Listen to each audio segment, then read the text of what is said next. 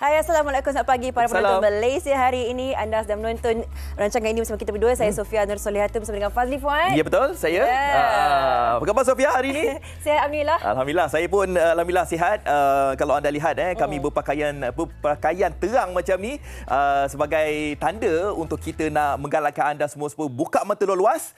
Sebab hari ini banyak perkongsian ilmu yang akan saya kongsikan untuk anda semua. Ya, keceriaan yang pasti kita bawakan sehingga ke tahun depan. Tinggal baki beberapa hari saja lagi untuk kita jangan masuk ke tahun 2024 puan, percaya atau tidak. Memang sebenar-benarnya hari ini 21 Disember 2023 dan banyak pengisian dan kita dah menjangan masuk ke sekolah ya. Apa sekolah pula? Cuti sekolah. Cuti sekolah. Dan banyaklah antara perkara yang kita lakukan, aktiviti yang boleh kita wujudkan supaya anak-anak kita ni masa dia terluang dengan perkara yang positif dan juga bermanfaat. Antaranya ni dia. Kalau anda dapat saksikan warna-warni. Ya, warna-warni kehidupan. Apa ni, Fat? Okey. Jadi kalau cuti sekolah ni saya pun dah kongsikan dalam Malaysia hari ni juga pergi ke tempat-tempat menarik dan sebagainya kan. Tapi kami di Malaysia hari ni Sofia ni lagi cantik sikit. Kita tunjuk sikit berwarna-warni kat sini ni. Komik ni untuk anda dihasilkan oleh pelajar-pelajar sekolah rendah. Betul. Sekolah rendah Sri Pristana di Sarjana Utama.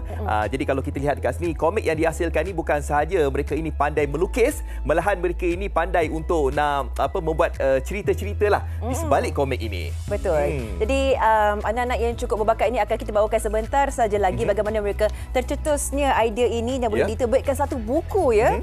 Jadi satu kata pengisian yang baik lah. Mungkin ini antara perkara pertama boleh kita ajar anak-anak kita dari cuti sekolah ni tak ada benda nak buat, akan asyik keluar rumah je kan. Betul. Dan bukan itu saja, kalau kita keluar pun pastinya kita nak lebih cakna dengan peningkatan kes COVID-19. Saya rasa dah lama kita tak berikan update sebegini ya. Betul. Selama beberapa tahun. Tapi inilah dia hakikatnya kita melihat peningkatan kes COVID-19 yang boleh kita paparkan di skrin pada ketika ini.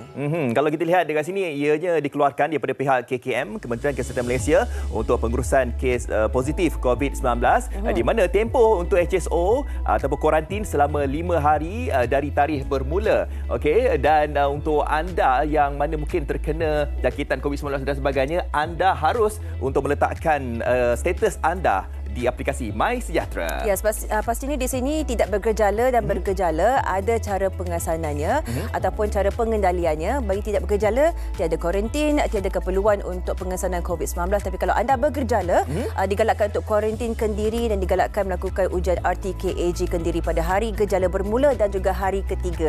Ada sedikit perbezaan di sini sebab kita melihat kebanyakan populasi kita dah mendapat vaksinasi dan sebagainya. Tidak begitu ketat seperti dulu. Tapi inilah orang kata takat kita untuk melihat tanggungjawab kita. Kalau kita bergejala ni, janganlah keluar rumah semata-mata sebab kita bosan dan sebagainya. Kena ingat 3S. Jangan pergi tempat sesak, jangan pergi tempat sempit dan juga jangan sembang dekat-dekat. Ada jarak. Dan pastinya anda kena pakai pelitup muka. Okey, baik. Kita nak mulakan Malaysia hari ini pada hari ini dengan satu pengisian. Ini kita nak cerita ni tentang tiba-tiba cakap utara ni bersepah ni. Kita nak pergi terbang ke Pulau Pinang. Pulau Pinang sebab apa? Sebab ada satu mural ni yang kata sangat-sangat cantik. Ada penceritaan di situ, bukan semata-mata dilukis. Dan ini tanda penghormatan kepada seorang tukang jahit yang bawa satu tradisi ataupun legacy yang bertahun-tahun. Betul. Tukang jahit ini mewarisi bakat daripada ayahnya yang dah pun buka satu kedai jahit tu dekat Pulau Pinang tu daripada tahun 60-an. Disambung oleh Pak Aziz inilah.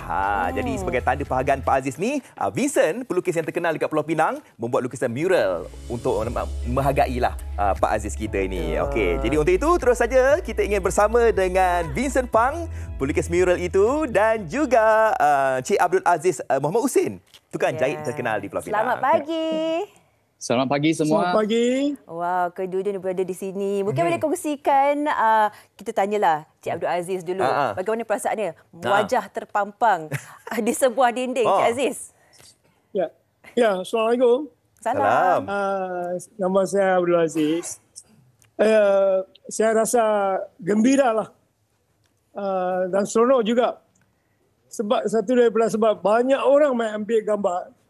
Dan selepas dia tengok itu gambar, dia tanya, ini you ke? Saya kata, kalau saya lah. Macam itulah. Pak Aziz mungkin boleh ceritakan sikit macam mana momen Vincent datang jumpa Pak Aziz yang katanya nak buat lukisan mural ni. Macam mana pertemuan tu? Sebenarnya masa Vincent saya tak ada di tempat, saya pergi sembahyang. Okey. Lebih kurang pukul 1 lebih lah. Jadi dia pergi cari saya punya anak. Dan beliau kata dia nak lukis gambar saya. Jadi mana bapa keluar sekejap ni mai. Jadi di sana dia ada tanya pasal adakah heritage punya orang mai jumpa, ada interview sama bapa. Dan adakah apa-apa gambar-gambar yang ditangkap. Dia tanyalah sebab dia nak lukis gambar. Habis saya punya anak kata ya ada gambar. Habis dia tengok itu gambar, dia sudah puas dengan itu gambar. Dia tak mau ambil gambar saya. Ini original, itu gambar sudah cukup bagi. Tapi gambar itu banyak orang ada kata kat saya, ini gambar nature. Saya tak beli itu gambar. Saya saja simpan satu tempat yang tak kenal lah. Habis satu hari satu reporter mai, saya cari dia punya barang, dia sudah tengok itu gambar. Bila dia tengok itu gambar, dia marah kat saya. Hey, you tahu ke? Apa ini gambar you taruh di macam tak pakai punya tempat. You tahu ke dia make value? Dia macam dia marah kat saya. Saya tanya, you ni fotografer ke? Yalah. Ini patut you tak boleh taruh di sini, you kena taruh di depan. Bagi orang nampak sebab bagi nature dia. Jadi Vincent pun kata, ini sudah cukup bagi saya lah. Ini baru lakunya. Itulah. Jadi dia pun tanya ada ke heritage my interview sama you. Ada apa-apa ke? Ya ada. Dia pernah interview dan dia ada bagi medal satu. Itu sangat hebatlah. Mungkin kita tanya kepada Encik Vincent Fang sendiri kan. Kita melihat prosesnya memang begitu teliti sekali, dan Vincent boleh kongsikan mengapa, bagaimana dan apakah yang menarik minat Encik Vincent untuk melukiskan viral viralnya mural Encik Aziz ini. Pak Aziz. Pak Aziz. Yes. Ya, okey. So sebenarnya saya amat bersyukurlah sebab owner building ini, pemilik building ini, dia nak buat pengubahsuaian di Penang Bazaar ini. Sebab Penang Bazaar ini dia pun sudah lebih 100 tahun building. So dia nak menceriakan tempat ini. So dia pun menjemput saya buat satu mural di sini. So jadi saya pun datang ke sini untuk cari inspirasi. Dan saya terserempak dengan Pak Aziz yang tengah buat kerja dia sebagai tukang jahit di tepi dinding ini saja. So saya rasa amat sesuai lah untuk saya lukis figura Pak Aziz sebagai menjadikan dia sebagai satu ikon mural di tempat Penang Bazaar ini. Okey, sudah pastinya apabila kita melihat lukisan yang sangat-sangat jelas, cantik, unik ini, pastinya memiliki kelebihan dan juga memerlukan ketelitian lah dalam penghasilan mural ini. Mungkin ada cabaran-cabaran yang tersendiri Encik Vincent sendiri nak membuat lukisan mural ini, Vincent? Okey, cabarannya cuaca. Cuaca adalah satu, macam kalau terlalu panas, matahari terlalu panas terik, susah saya nak sambung lah. So biasanya saya buat jam 9 pagi sampai 12, dan saya akan berhenti sampai jam 3, baru saya terus buat sampai pukul 6-7. Sebab kalau sangat panas, lebih susah nak fokus lah. Ataupun kalau hujan pun tak boleh terus. Sebab kalau hujan dia basah dan cat dia akan keluar. So ini cabarannya lah. Yang lainnya saya rasa fizikal kena kuat lah. Badan kena kuat. Sebab berjam-jam saya berdiri dan lukis kena fokus sangat. So akan jadi amat penat lah. Tapi saya rasa amat memuaskan lah. Apa dia? 2 minggu siap 2 minggu ya. So satu hari lebih kurang 5-6 jam. So 1 minggu saya main lukis mungkin 4-5 hari lah.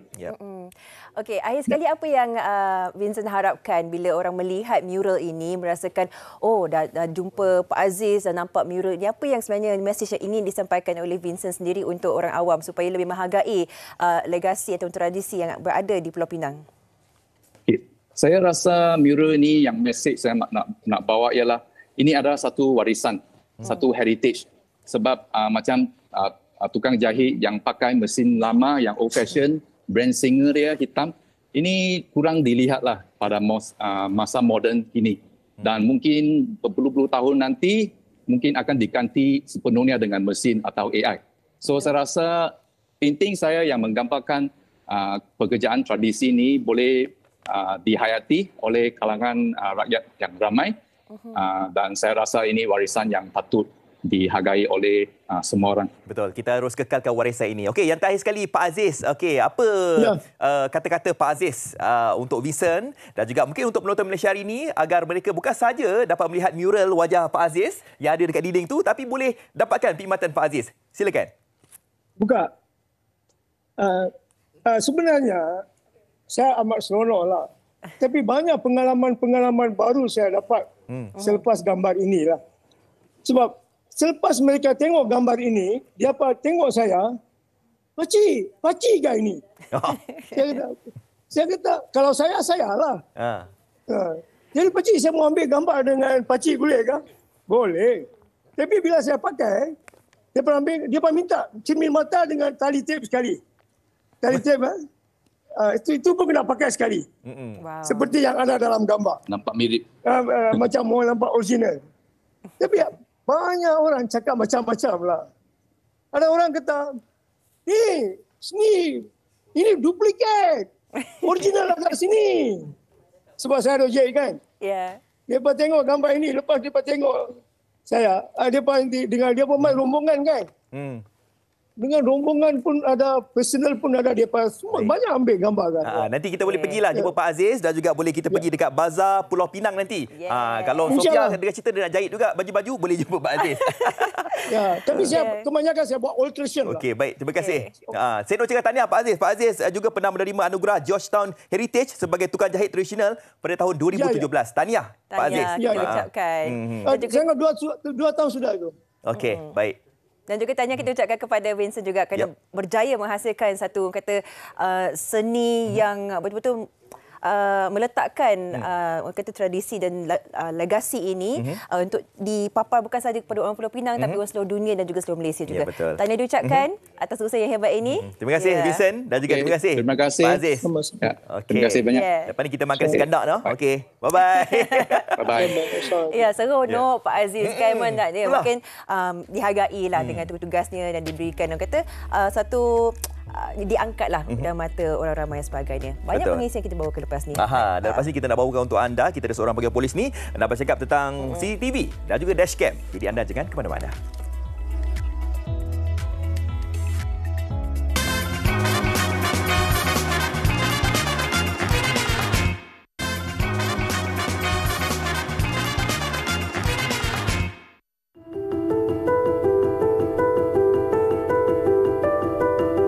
Dahulu, jika berlakunya sesuatu kejadian kemalangan dan jenayah di kawasan rumah maupun di jalan raya, saksi kejadian amatlah penting bagi menceritakan situasi sebenar yang berlaku.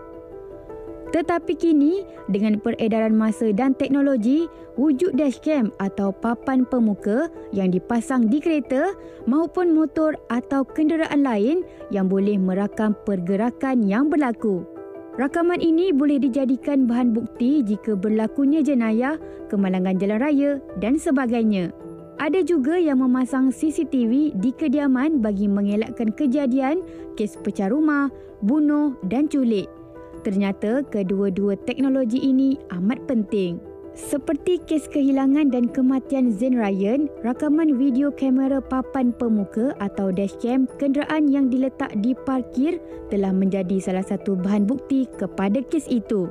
Tetapi, sejauh mana orang ramai tahu dan peka tentang kepentingan memasang dashcam dan CCTV ini? Penting, sangat-sangat penting. Kalau ikutkan keperluan semasa memang penting lah. For me, sangat penting. Penting.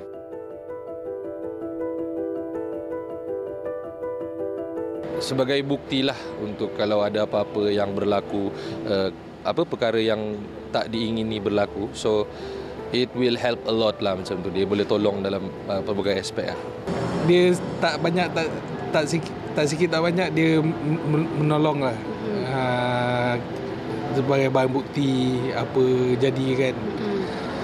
In case ada keperluan untuk bahan bukti tu, dekat situ lah keperluan dashcam. Benda ni kita boleh rewind balik, kita boleh tengok bukti tu ada depan mata, sama ada kita yang langgar dia ke atau orang yang langgar kita daripada situ. And then at the same times tu bukti yang menyatakan macam kita boleh bawa benda ni dekat legal lah, as a legally. Kalau bawa pergi dekat balai polis ke atau kita nak claim insurance ke, semua pun nak kena ada black and white kan. So kita akan consider benda ni sebagai bukti kita lah. Kalau pada saya tu dashcam ni bila dia ada something record benda macam kes Zerayan ataupun kes kemalangan jalan raya apa semua, benda ni jadi hitam putih, kita boleh tunjukkan kepada pihak polis yang apa yang terjadi. Kalau kita ada saksi kejadian pun, saksi kejadian mungkin ada perubahan cerita sebab human kalau bercerita mungkin ada tokoh tambah. Jadi bila ada tokoh tambah tu mungkin cerita tak tally dengan cerita kita. Tapi kalau ada dashcam, at least dekat situ kita ada black and white. Sekarang dashcam pun ada voice recording apa semua. Jadi berlaku apa-apa kita boleh dapat bantu pihak polis jugalah, bantu siasatan juga. Persoalannya, adakah wajib memasang CCTV di kawasan kediaman dan dashcam di setiap kenderaan? Memang tak boleh kita nafikan jenayah ni berlaku siang malam, tak kira di mana jua hakikatnya berdiri di situ, dan pemasangan dashcam dan CCTV ni boleh jadikan satu bahan bukti yang boleh membantu siasatan kes tersebut. Dan saya pastilah lebih ramai orang sekarang ni tahu kepentingan tapi tidak semua mempunyai dashcam ataupun CCTV yang berada di rumah atau premis masing-masing. Dan saya rasa ianya juga merupakan salah satu daripada benda wajib jugalah. Contohnya kalau kita beli kereta baru, harus ada pasang dashcam ataupun papan muka ni bukan untuk apa kan? Salah satunya untuk nak bukti kalau berlaku sebarang kemalangan dan sebagainya. Tapi dalam masa sama juga ianya juga mungkin dapat membantu siasatan daripada pihak polis untuk nak menjalankan siasatan mereka lah. Dikira sebagai satu tanggungjawab sosial dan kemasyarakatan kita juga.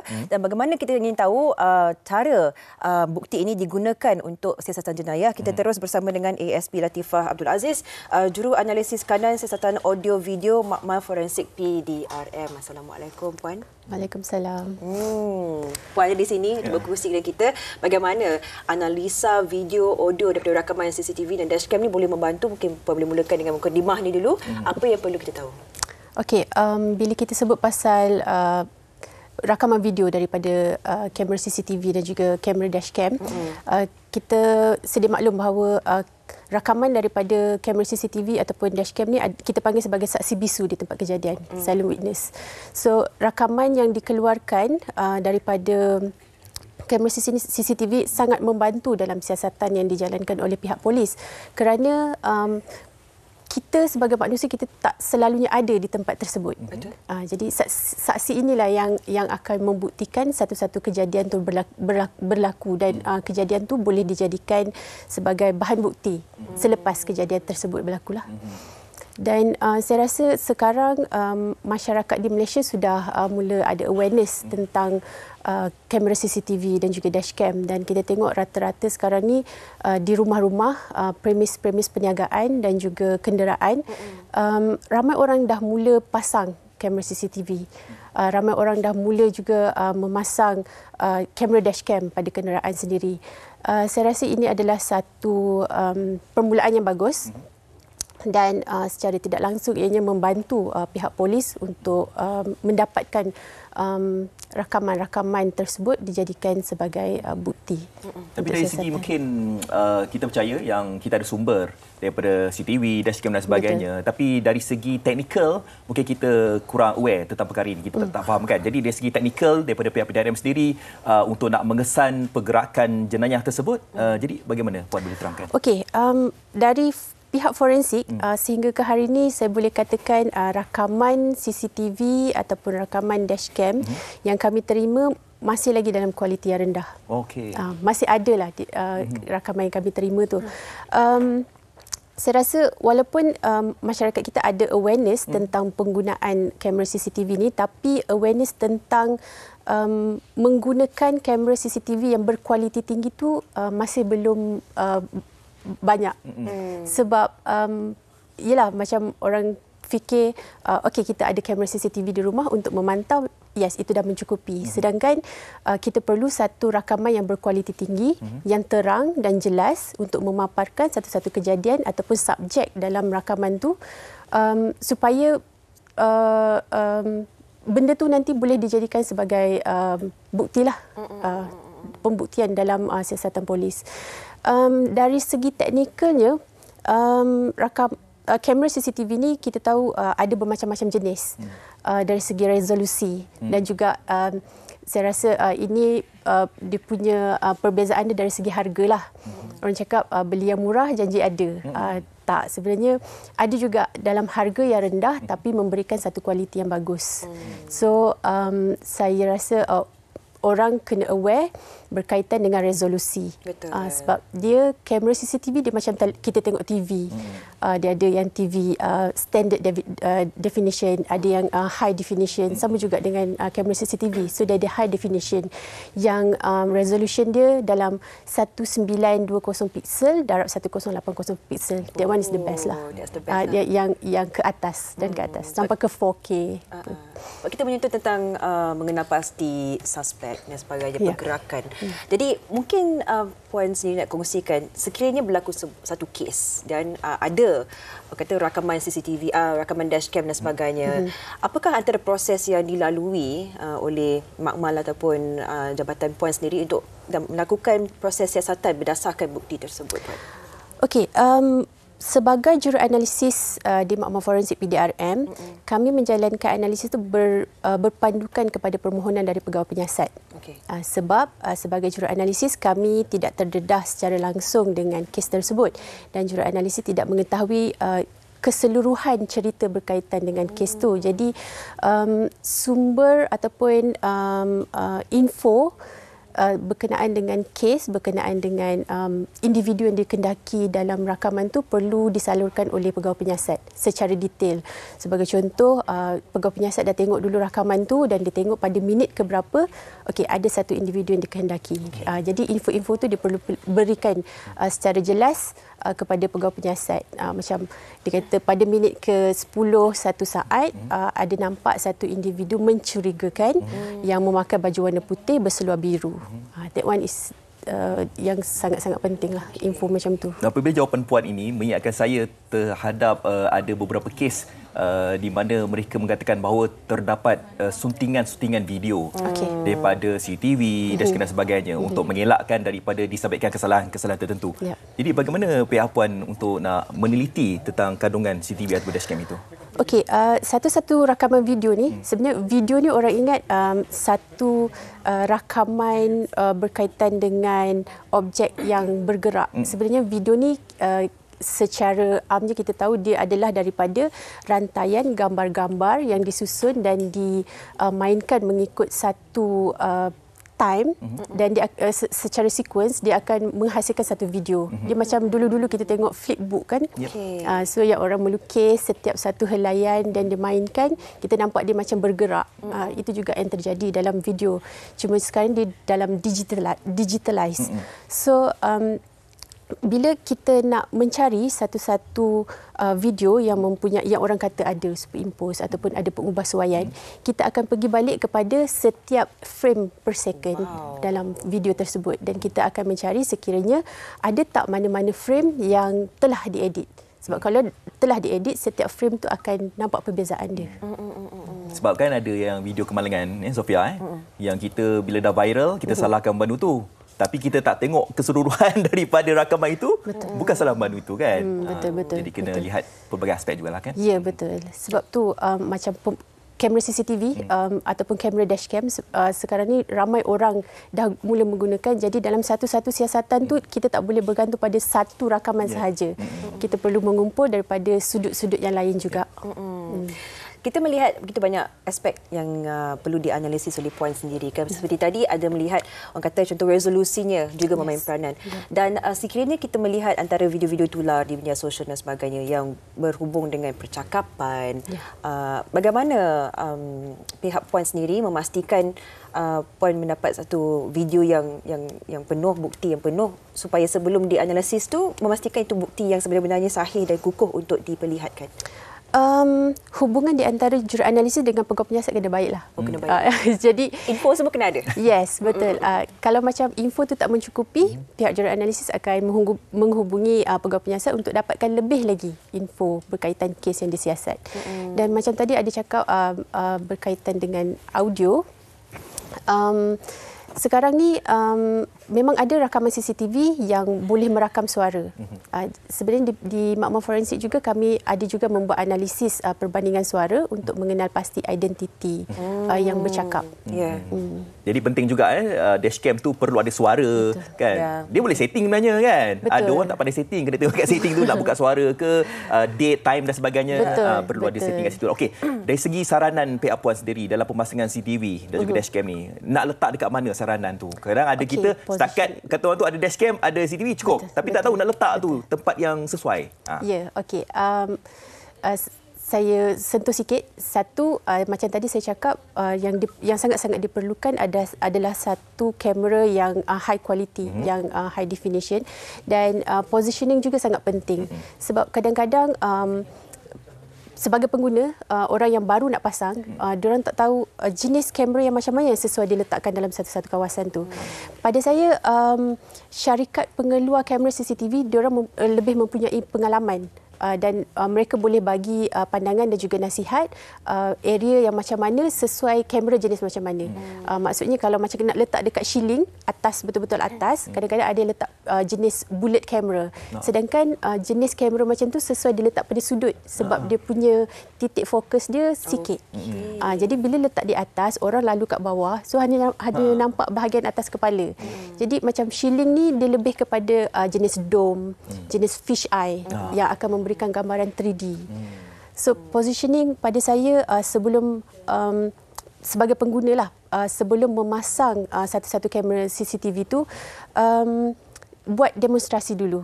Pada position macam ni, kalau ada individu yang lalu, boleh tak nampak wajah dia? Ataupun kalau ada satu-satu kejadian yang berlaku tu, jelas tak daripada position kamera yang diletakkan tu? Dan position tu sentiasa boleh diselaraskan. Kata tips yang sangat bagus. Kita ucapkan terima kasih kepada ASP Latifah Abdul Aziz, juru analisis kanan siasatan audio video maklumat forensik PDRM.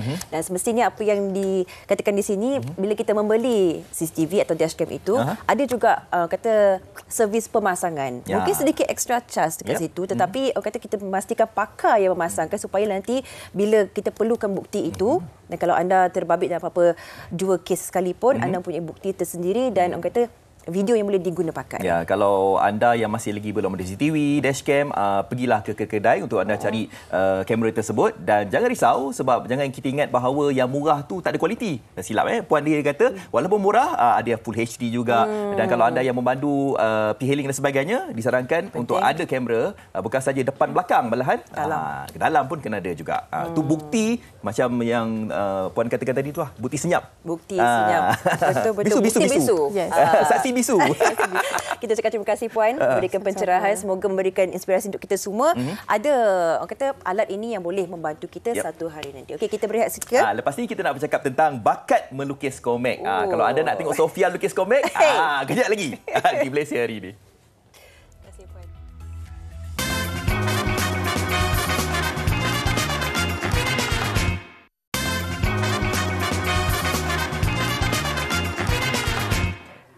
Alright, masih berhidupkan pagi anda di Malaysia hari ini dan sangat menarik segmen ini tuan dan puan-puan sebab ini antara aktiviti yang boleh kita dedahkan kepada anak-anak kita. Ni dia, kalau anda dapat saksikan, ini adalah satu orang kata gambaran di mana kita ada satu penceritaan kat sini dan kita akan lukiskan kata adegan tersebut dalam bentuk komik. Dan saya terus nak memperkenalkan coach kita, jurulatih kita, Cik Fairul Hafiz Razali. Assalamualaikum. Waalaikumsalam warahmatullahi wabarakatuh. Sebelah dah saya nak belajar hari ni. Okey. Mungkin boleh kongsikan antara step pertama. Step pertama untuk anak kita ni dimulakan dengan langkah yang betul dulu. Sebelum melukis komik. Okey. Saya teruskan Okey, jadi untuk permulaan seperti biasa kalau kita nak start melukis komik di rumah, kita ada dua. Satu teknik digital dan tradisional. Jadi hari ini saya nak tunjuk teknik tradisional. Yang mana of course kalau nak lukis kena ada pensel, kena ada kena ada kertas, kena ada pemadam, pen dan sebagainya. Dan lagi satu kita kena idea apa benda yang kita nak ceritakan. Kita nak membuat cerita untuk visualkan supaya pembaca boleh tahu apa idea kita, apa mesej yang kita nak bagi. Okey. Jadi dalam lukisan ini ada satu penceritaan lah. Memang kita kena melukis berdasarkan situasi ini. Tapi sebelum itu kita nak perkenalkan adik-adik kita. Kalau anda dapat saksikan buku komik tadi kan, saya dengan Afad dah sebutkan tadi, buku itu diterbitkan hasil karya oleh adik-adik kita bersama kita hari ini. Kita terus perkenalkan di sebelah saya Atalia Zahra Azam, ya, ada di sini, dan juga adik Nur Imani Anas kat situ. Danish Ali Farid Muhammad Zulkifli dan juga Fatimah Yasmin Zaidi. Apa? Yang ni bukan murid sebelah saya ni. Bukan. Ini mak murid. Okey, bersama dengan saya sekarang Ketua Biro Bakat PABG Puan Fairuz Suhana Roslai. Jadi saya percaya bahawa idea-idea anak-anak murid ni melukis ni datangnya daripada PABG ni. Sebab apa? Sebab bukan semua sekolah yang ada kelab yang mana boleh buat komik-komik ni kan. Okey, jadi mungkin saya tanya satu soalan dululah sebelum bersama dengan Sofia kat sana tu, idea tercetus tu nak buat kelas macam ni.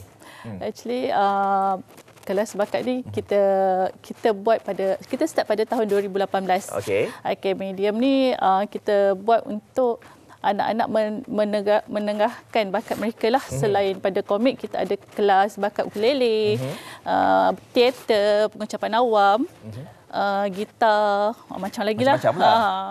So sebab kelas bakat ni kita buat waktu malam. Oh, malam. So lepas kelas malam mereka santai-santai datang sekolah untuk kelas lah. Coach kita ambil daripada sama ada daripada parents ataupun ada coach luar. Baik. Itulah permulaannya, Sofia. Okey. Jadi dengan cerita Sofia nak melukis mengambil dan memberikan cue. Okey, Sofia lukis. Okey, adakah kita akan lukis bersama dengan adik-adik kita ke bagaimana? Mungkin saya perlu diajar dululah. Okey, coach. Langkah pertama bagaimana? Situasi ni ibu ni hari-hari masak ayam goreng. Saya nak makan pizza pula. Dia mungkin ada ibu figurannya dan juga pizza.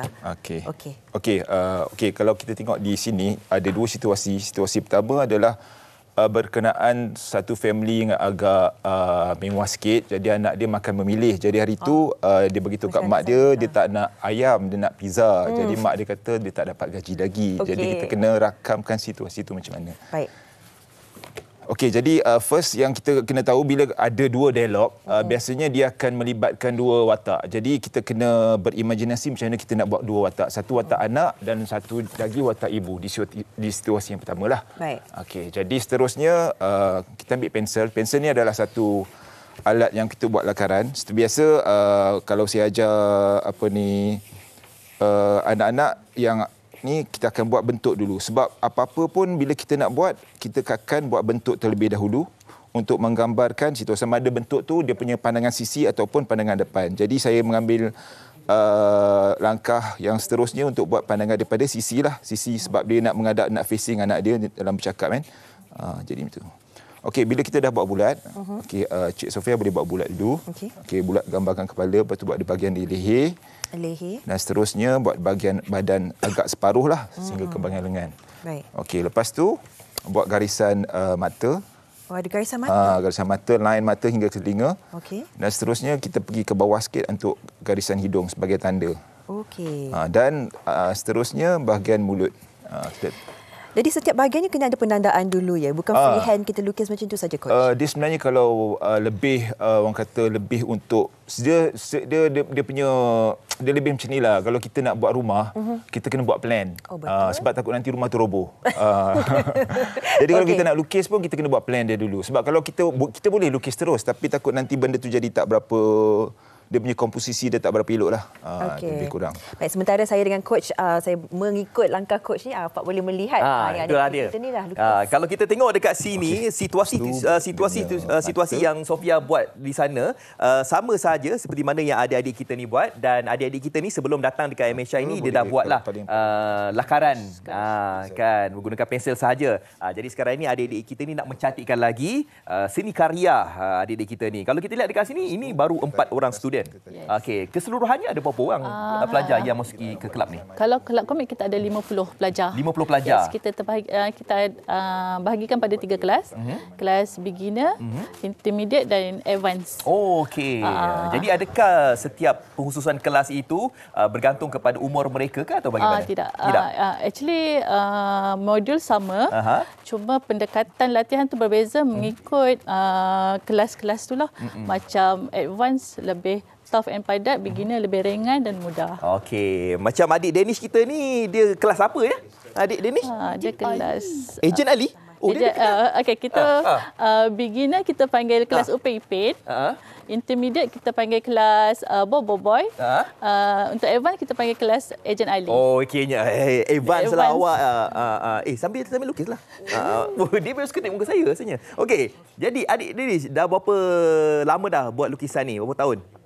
2 tahun. 2 tahun. Jadi daripada darjah? 3. Darjah 3, sekarang dah darjah 5 lah?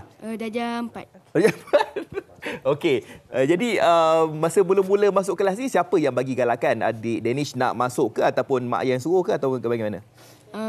Dari mak bapak saya yang bagi informasi lah. Jadi apa yang adik Danish lukis waktu ketika masuk kelas tu sampai sekarang? Ingat tak? Dah tak ingat dah. Dah ingat dah. Okey, baik. Kita nak tanya siapa lagi ni? Adik. Kejap. Kita nak tengok ni. Fatimah. Okey. Imani. Ni adik Imani. Usianya 12 tahun. Kalau yang Danish tadi masuk Ejen Ali, awak masuk kelas apa? Sama Ejen Ali. Ejen Ali jugalah. Ya. Okey. Ingat tak waktu yang masa masuk kelas tempoh hari, yang kelas yang pertama tu, apa yang dilukis waktu ketika tu? Saya ingat kita lukis cara nak buat muka semua tu lah dulu. Lepas tu baru pergi ke badan dan haiwan-haiwan semua tu. Background sekali. Okey, jadi maknanya dia diajar daripada daripada yang senang. Jadi sekarang ni dah masuk kelas advance ni yang paling susah lah. Ya. Jadi apa antara yang susah, yang paling susah sekali nak buat lukisan ni? Mungkin buat yang tangan ke haiwan semua tu lah. Oh, tangan haiwan lah. Okey, jadi kita dah sampai paling kecil, paling cilik dekat sini, Fatimah Yasmin. Usianya 10 tahun. Okey. Siapa minat tak melukis ni? Minat. Dalam banyak lukisan apa yang adik minat? Saya minat nak jadi artis. Minat nak jadi artis. Jap. Ni artis yang lukis ke artis yang menyanyi tu? Artis melukis. Artis melukis. Okey. Jadi dalam banyak-banyak kita lihat situasi-situasi macam ni kan, yang menjadi kegemaran lukisan adik Fatimah apa?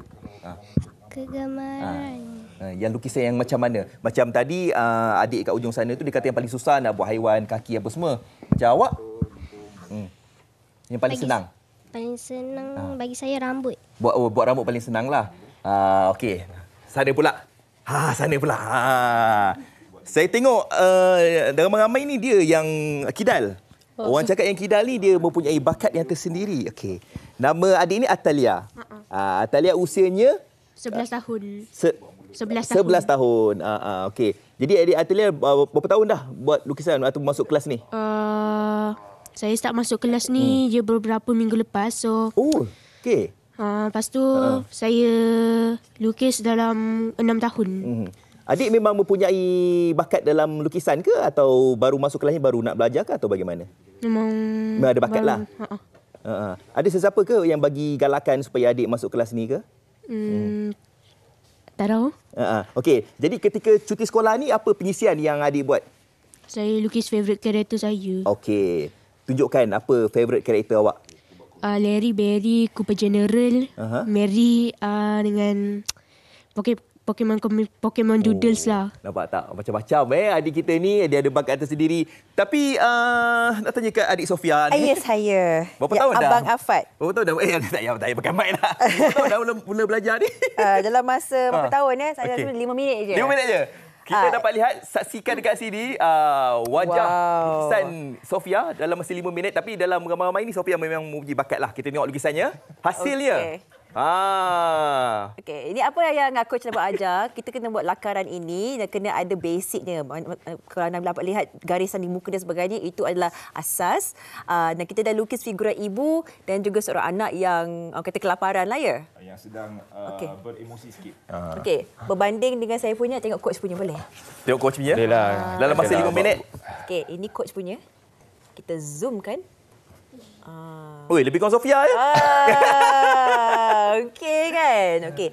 Apa yang coach boleh lihat kat sini? Kita kena main dengan emosi juga. Dia ada rambut diterpacak dan sebagainya ada kan. Ada pegang sudu dan garfu untuk memberikan emosi supaya bila orang baca tu, orang tengok gambar dan orang tengok dia punya dialog dia, orang dah boleh faham sedikit apa yang berlaku situasi. Ini lukisan saya. Coach boleh komen tak? Okeylah, untuk lukisan ni bolehlah ada boleh dipolish lagi lah. Masuk ejali. Untuk mendapatkan lukisan lebih sempurna. Macam itulah, lebih kurang. Okeylah. Sebab saya ni baru belajar. Adik-adik kita ni dah belajar lagi lama pun tak dapat. Dah advance. Okey, jadi adik yang pertama, adik Atilia namanya. Boleh tak tunjukkan dekat kamera hasil adik Atilia? Jom kita tengok. Cantiknya. Adik ni pun katanya minggu lepas baru masuk kelas Okey, kita zoomkan. Nampak tak tu ada perempuan baru seminggu? Seminggu? Kan? Ya, okey. Kita tengok adik Fatimah pula macam mana hasilnya adik Fatimah. Sempat lagi awak nak buat. Okey, adik Fatimah. Cantik. Okey, Danish pula. Okey, Danish. Tunjukkan dekat penonton. Tengok adik Danish punya lukisan. Okey. Ini adik Danish yang lukis sendiri tau semua ni. Bukan yang cikgu yang lukis. Dia yang buat lakar-lakaran ni tau. Okey. Nak tengok adik. Siapa namanya tadi? Iman. Imani. Okey, jom tunjuk. Adik Nur Imani Anas. Tapi kesemua kita lihat dekat sini memang mempunyai bakat yang tersendirilah kan. Jadi adakah mereka yang masuk dekat dalam kelas ni, kalau mereka yang tidak berbakat, adakah mereka diajar terlebih dahulu bagaimana lakaran nak dibuat atau bagaimana? Kita akan masukkan ke kelas Upipin.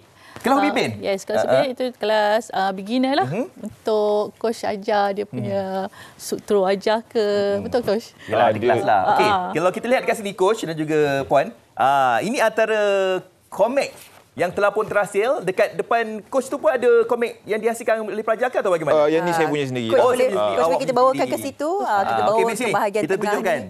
Okey. Okey. Jadi dalam masa beberapa tahun ini hasilnya coach. Okey, yang ni sebenarnya adalah hasil karya daripada pelajar-pelajar tahun 2022 lah. Jadi sebenarnya mengikut soalan tuan tadi, sebenarnya kalau untuk masuk kelas ni lebih pada yang orang yang berbakat sebab senang untuk diajar. Jadi kalau untuk bagi yang belum ada bakat tu mengambil masa sedikitlah dan mengambil bukan masa sedikit, masa yang agak lama juga. Macam mana dia orang nak kenali bentuk, nak buat lakaran menggunakan pensel, pen dan sebagainya. Dan sekarang ni pun lebih bagus sebab ada teknologi digital. Jadi sekarang sebarang lukisan boleh buat pakai tab, pakai phone, pakai PC dan lebih mudah. Tapi untuk pelajar ini adalah pelajar daripada Sekolah Kebahasaan Sri Pistana. Ya, anda kata kalau ada pelajar lain yang berminat, adakah mereka kena datang ke sekolah atau bagaimana? Yang tu kena berurusan dengan pihak PABG macam mana penerimaan untuk pelajar-pelajar luar lah. Baik. Satu tanya sikit lah, pendek saja. Kalau katakan ada mak ayah di luar sana, kenapalah buang masa duk lukis dan sebagainya, baik baca buku saja. Apakah pandangan puan sendiri supaya untuk menunjukkan ini antara aktiviti yang sangat sihat untuk anak-anak? Sebab daripada melukis boleh melahirkan melahirkan aktiviti berimaginasi yang positif untuk di-share pada pembaca lah. Okey. Baik, kita ucapkan terima kasih kepada kedua-duanya. Terima kasih diucapkan kepada Puan Fairuz Wahana, Ketua Biro Bakat PABG dan juga coach kita Fairul Hafiz Razali. Jadi kepada anda semua, jadi kita harapkan gunakanlah masa terluang ketika cuti sekolah ini untuk anda membuat pelbagai aktiviti-aktiviti. Contohnya macam ni, lukisan komik. Fatimah Yasmin Razi, tunjukkan lukisan ini sekali. Fatimah, semangat. Adik Nur Imani, Danish Ali, Atalia Zahra, ni dia. Okey, hebat-hebat semua ni, nampak tak aktiviti yang sangat hebat, boleh mengisi masa lapang untuk anak-anak kita semasa cuti sekolah. Betul tu. Okey, kita nak berhenti berehat seketika, jadi anda jangan ke mana-mana.